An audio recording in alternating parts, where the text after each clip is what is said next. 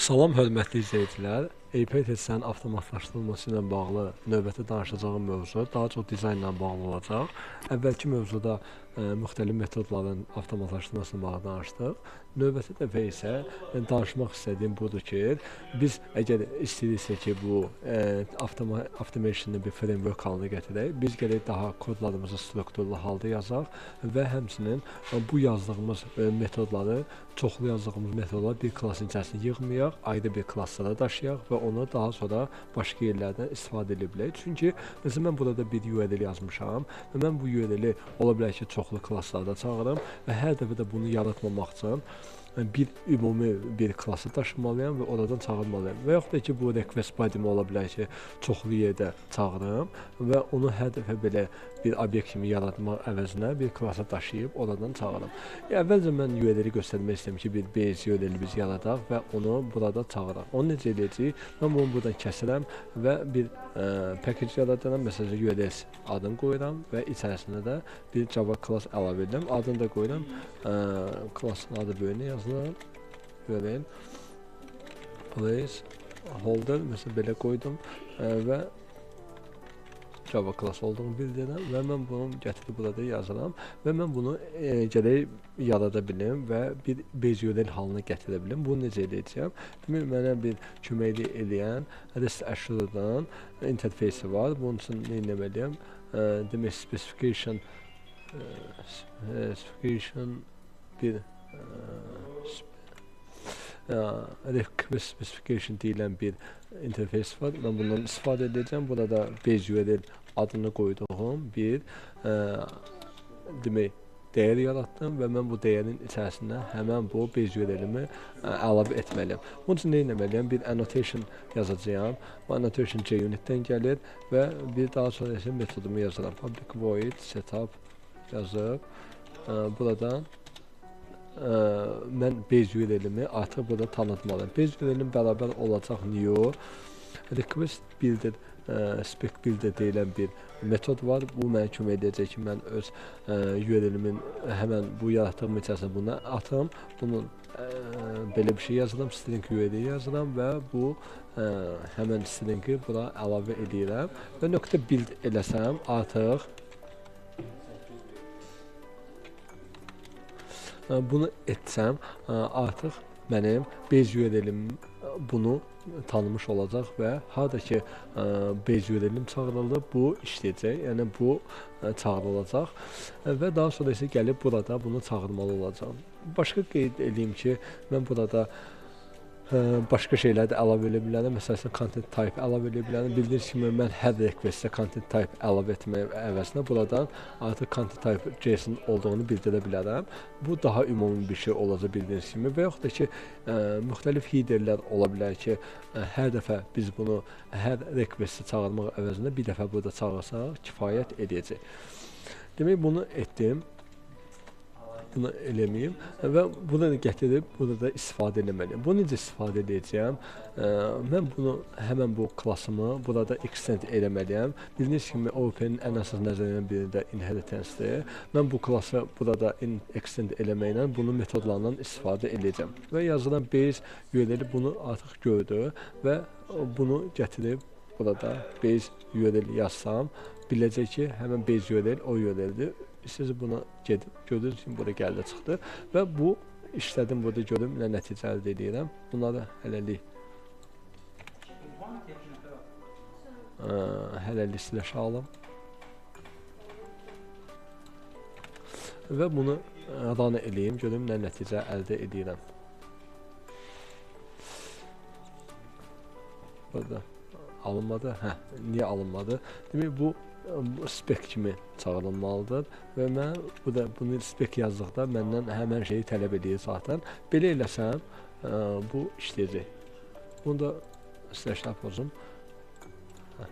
Belə etsəm, mən nəticəmi burada görəcəm. Gördüyünüz kimi, responsumu buradan gördüm və mən artıq base URL-imi kənardan yaradıb, oradan çağırmış oluram və mən bu pəsi burada kənarda da yaza bilərəm və yaxud da belə də yaza bilərəm. Bu hissə pəs oldu, bu hissə isə base URL oldu.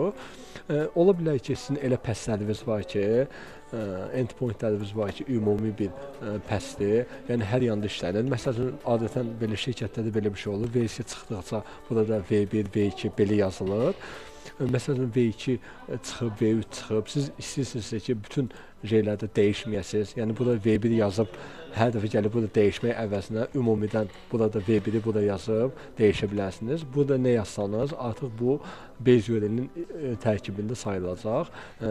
Ona görə də məsələn mən burada postu əslində burada yaza bilərdim, amma post dəyişkən bir şeydir. Onun əvəzinə məsələn belə yaza bilərəm və yaxud da ki, belə bir şey də eləyə bilərəm. Bu mənə kömək edir ki, base URL-im nöqtə pəs param deyilən bir şey var. Yəni sən bu paramı gətirib burada yaz ilə, ümumidə yaz ilə, sonra dəyişmək istəsən, burada dəyişmə, burada dəyiş. Belə də eləyə bilərəm. Bunu necə eləyəcəm? Bu məndən 2 dənə string istəyəcək.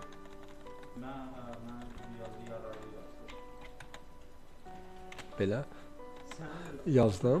Bu məndən nə pp1 yazılan, burada isə yazılan post. Belə. Artıq buradan silirəm bunu və bunun əvəzində də yazılan pp1. Bu o deməkdir ki,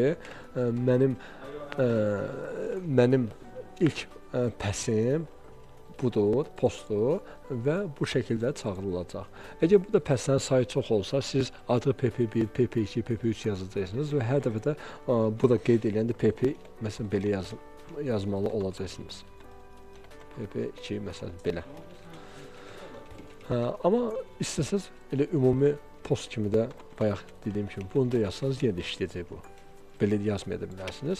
Hər halda bu şəkildə yazılır və oluşturulur, bu şəkildə yaradılır və base URL-i bu şəkildə ümumi istifadə etmək olar və burada sizə çoxlu məsələn klasslarınız olsa ki, login, dashboard, payment hamısında da eyni URL çağırılırsa, artıq bunu extend eləməklə base URL-i buradan çağıracaqsınız. Sizin üçün bu rahat olacaq, həm də bir strukturlu bir şey olacaq. İkinci danışmaq istədiyim mövzu isə mən request body-mi istəyirəmsə ki, kənardan çağıram. Çünki request body-nin özü də ümumi çağırıla biləcək bir şeydir. Ola bilər ki, bu request body-ni başqa yerlərdə də istifadə edəsiniz və onu da kənardan çağıra bilərsiniz. Bunu necə edəcəyəm? Burada da nöqtə spec eləyib base URL eləsəm, bu xətanı aradan qaldıraram. Bu şəkildə. Mən indi göstərmək istəyirəm ki, mən bu request body-mi kənardan necə daşıya bilərəm. Bunu buradan kəsim və bunu hələlik saxlayım. Request body-mi gələn bir dənə body papkası açıram, body. Və burada bir dənə Java klassı yaradıram və adını qoyuram. Məsələn, request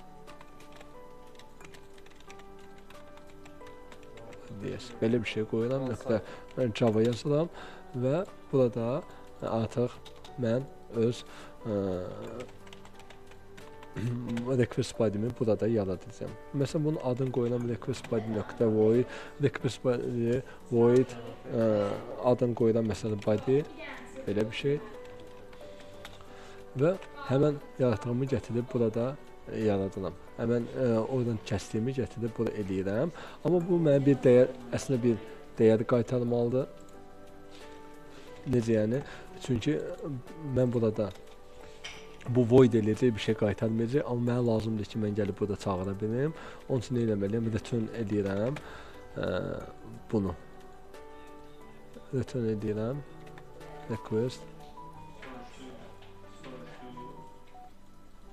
Bir dəqiqə. Bunu JSON obyekt deyirəm ki, return edə bilim. Və artıq bu mənə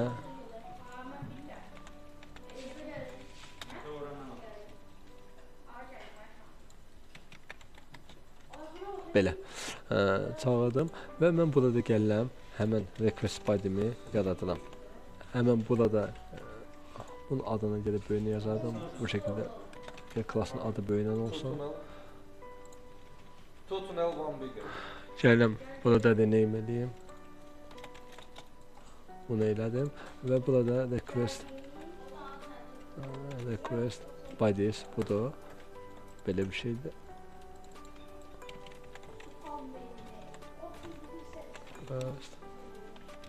Request əlavədir, new request bodies və first və daha sonra isə string eləyib mən nə etməliyəm?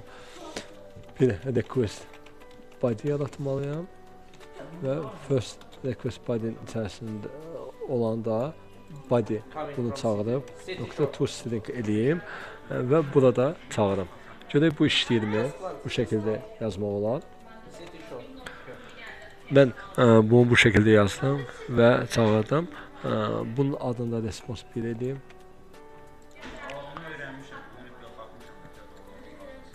Görün bu şəkildə işləyim, bəli işlədi. Deməli, mən burada nə elədim, qeyd edeyim.